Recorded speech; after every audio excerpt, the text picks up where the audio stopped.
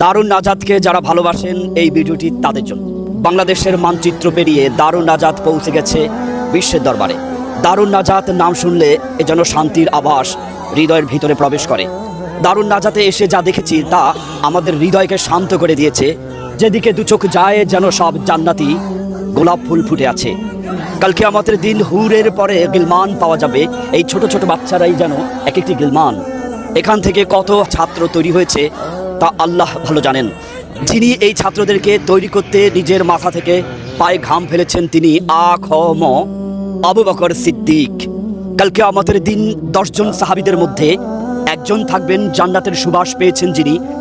এই মুহূর্তে যারা আপনাদের উস্তাদদের ভিডিওটি দেখছেন আপনারা উস্তাদের জন্য দোয়া করবেন। ওনার মাধ্যমে কত শত ছাত্র এবং কত শত পরিবার জান্নাতের পথ দেখছেন। জান্নাতের মধ্যে 8টি দরজা, এই 8টি দরজা দিয়ে ফালতাদখুল মিন আইয়াবিল জান্নাতি শাত, এদের মধ্যে যদি একটি ফুটন্ত গোলাপ জান্নাতে চলে যায় তবে আশা করা যায় মান সালাকা তারিকান ইয়ালতামিসু ফিহি ইলমান সাহালাল্লাহু বিহি তারিকান ইলাল জান্নাহ। তবে নিশ্চিন্তে থাকেন এনাদের পরিবারে যারা রয়েছেন, যারা এনাদের জন্য ত্যাগ স্বীকার করেছেন, যারা তাদেরকে মাদ্রাসার পথে পাও বাড়িয়ে দিয়েছেন।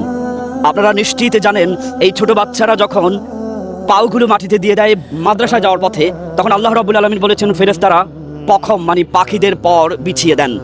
একজন যদি যায় জান্নাতে ওই একজনের উসিলায় হয়তো আল্লাহ আ.খ.ম. আবু বকর সিদ্দিক হুজুরকে জান্নাতে পৌঁছাবেন। ইমাম গাজ্জালী বলেছিলেন কালকে আমাদের দিন যদি আমাকে কেউ প্রশ্ন করে আল্লাহ আপনি এই জান্নাতে যাওয়ার জন্য কি নিয়ে এসেছেন, তখন বলেছেন আমি আশরাফ আলী থানবী অথবা কাসিম নানুতুবিকে আল্লাহ আপনার সামনে দাঁড় করিয়ে দিয়েছি। এই প্রজ্বলিত আয়নাগুলো যদি ফুটে ওঠে তবে যারা বাবা মা রয়েছেন, যারা ভাই বোন রয়েছেন, আত্মীয় স্বজন রয়েছেন, দোয়া করবেন এনাদের জন্য দারুন নাজাতে যেন ফুটে ওঠে বিশ্বময়। ভালো থাকবেন সবাই, দোয়া করবেন আমাদের জন্য। আসসালামু আলাইকুম ওয়া রাহমাতুল্লাহ।